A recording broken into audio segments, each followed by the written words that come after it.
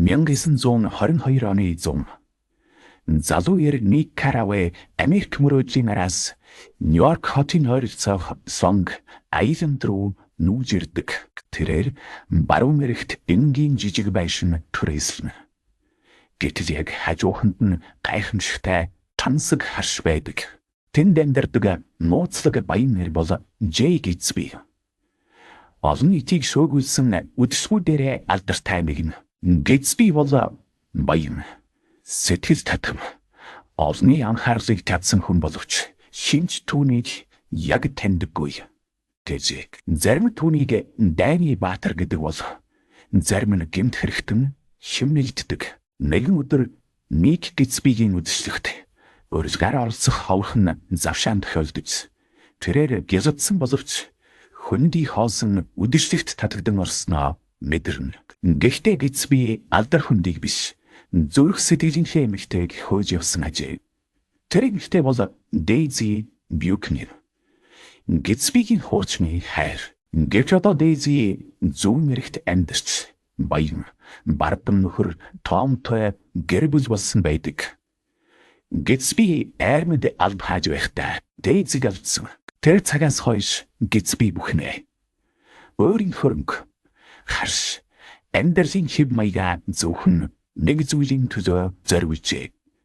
Дейзиг эргүүлэн авахын тулд Ник бүхнийг харна дотроо бодол болон ажиглана. Гитсби өнгөрснөг мосаж чадна гэж итгэдэг. Тэр Дейзи одоо ч өөрт нь хайртай гэдэгт бүхнийг сэргээж болно гэдэгт итгэн. Тэд дахин уулзаж инээд хөр дурсамж хүсэл мөрөөдлөөр дүүр мөчүүдийг хуваалцдаг. Гэвч бодит амьдралд удалгүй тэднийг мөргөлдүүлнэ. Дейзи Гитсбигийн хайр томын давуу байдлын дунд данхна. Гитсбигийн бизнес хөрөнгө өнгө зарцланд итгэж байсан мөрөөдөл нь унаж ирсэн. Дейзи эцэст нь аюулгүй байдал уучин амьдрал руугаа буцсан. Харин Гитсби ганцаараа хазарна. Удалгүй осол гарна. Машины ослын дараа Дейзигийн оронд бурууг Гитсби үүрнэ. Тэр Дейзиг хамгаалахыг хүссэн. Гэвч төд удалгүй түүнийг гин буруутай гэж бодсон нэгэн нэр буудан хөлөөл. Дейзи уцаарч ярьдаггүй. Оршуулгад ч ирдэггүй. Зөвхөн Ник түүний хажууд зогсно. Ник энэ бүхнийг эргцүүлэн тунгаахтай. Гитсбиг зөвхөн дурлсан нэр биш.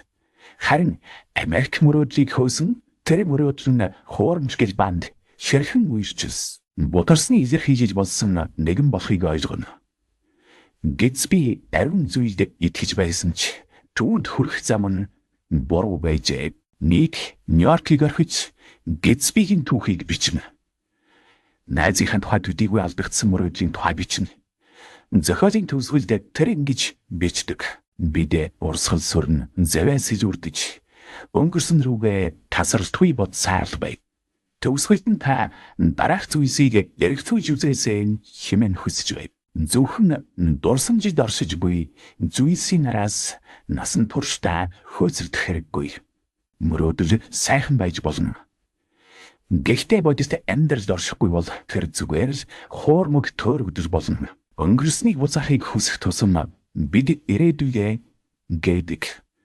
Заримдаа урагшихын тулд өнгөрснийг тэнд орхих ширхтэй болдог. Та текстийг дуу болгон хөрвүүлэгч шимэл оюунд суурилсан цэцэн платформоор бүтээсэн контентыг сонсож байв. Үгүй та ч мөн цэцэн платформыг ашиглан хүссэн текстээ дуу болгон хувиргах мөн өөрийнхөө хаазаагаар хүссэн текстээ уншуулах боломжтой. Энэ удаагийн дугаараа иймхүү жаргаагаад дараагийн дугаараар дахин нэг сонирхолтой номоор иргэн уулзцгаая.